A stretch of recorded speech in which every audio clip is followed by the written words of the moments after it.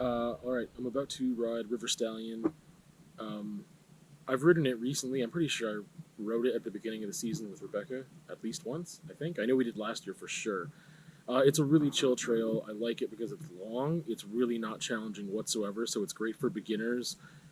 There's really not a lot there for like features and stuff. I'll tell you a couple things to look out for, but first I'm going to tell you how to get here. I would say, again, I include the links for my Strava and for my trail forks so you can see kind of the route that I took from the parking lot. So the entry to the trail is really just kind of down there. But there's a shale path here that goes, if you follow it, it kind of like disappears for a second and then gets into like a little bit of a gravel trail and then a cement trail that goes to like the really big main parking lot by like the facility in Pavan, and there's washrooms and stuff. This is way quicker, so this shale path goes towards like there's like a little lake by the playground, like that smaller parking lot, if you know what I'm talking about. It's way closer if you park there and then come down. Or, I mean, you could do what I've done several times too, and you can park at the top and pick a trail to go down and then come all the way down here and then have to like bike back up. I didn't do that today. I just parked at the small parking lot by the playground in the man-made lake. I assume it's a man-made lake. I don't know why I said that. The small lake is what I meant. So, yeah, the landscape of this trail has changed over time. Parts of it have dropped into the river, and now the trail ends up weaving through some bushes and stuff like that, and that's not the way it was when I started riding it like 4 or 5 years ago. So keep that in mind. The video is really long. It's like going to be a 20-minute thing. I'm going to show you the way there and back, because I think the main thing with this, as for difficulty, is just like people trying to navigate the trail and figuring out where to go and how to get back. So skill level, again, it's really chill. It's really easy. Knowing where to shift sometimes is the thing, and just like knowing your way around your bike. But I can't remember honestly if it's a green or a blue that it's listed as. It's a safe bet that it would be a green. But it's nice because it's long and you just get to chill out, see some wildlife, some pheasants, I see whitetail like 75% of the time I'm here. Yeah, it's nice by the river. You're in the coulee still, and it's not very challenging. So again, it's a really low barrier to entry to like get into this trail. It's pretty chill. There's definitely some gravel portions, and then there's like a lot of single track portions. There's really not much exposure at all because that part dropped into the river, and now you have to go through the bushes like I mentioned. So there's some bushes. There's a couple places where there may be fell trees that you would have to get off your bike for and just like take your bike over it. I can only think of a spot where there's like 2. You also might just like hop over it, or just like roll your bike over it if you're prepared for it. But those interruptions are very few and far between. So I don't really record this trail very often when I do ride it because it's very long and pretty straightforward and chill. But here's an updated video because I haven't done one in a while. River Stallion, let's get it.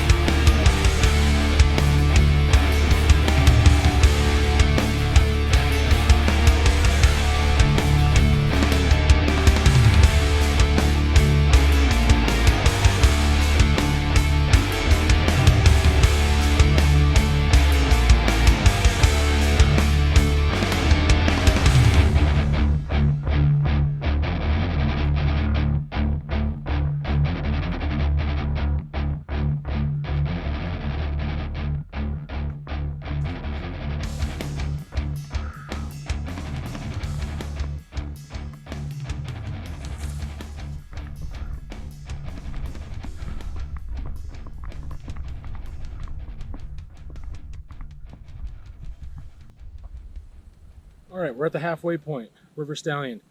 Couple quick things. There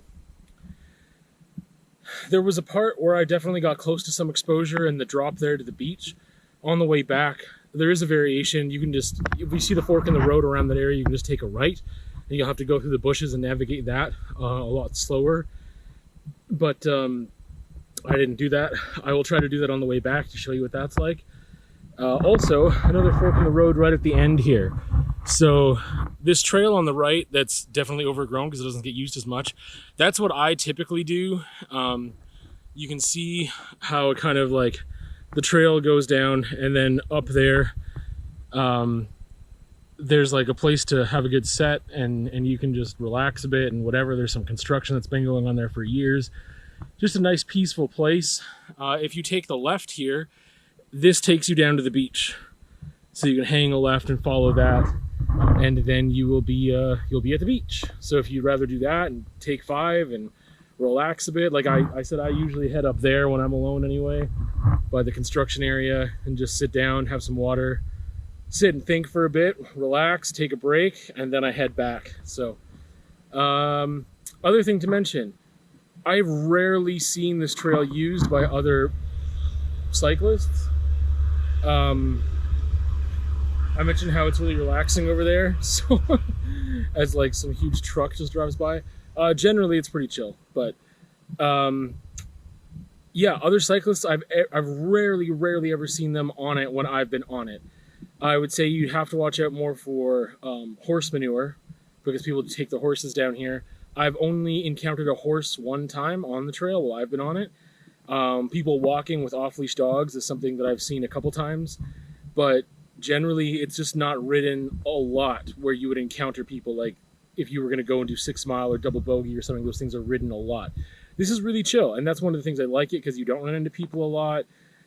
It's again, I like that there's enough variation in the single track, like things, you know, you've got some tree roots or whatever, you've got it's not just like bone dry. You've got some like gravel sections, a little bit of up and down, but nothing crazy. Again, I think for the beginner, the thing is, again, take it slow and figure out where you're going, because that's the main thing. So anyway, I'm going to head back now.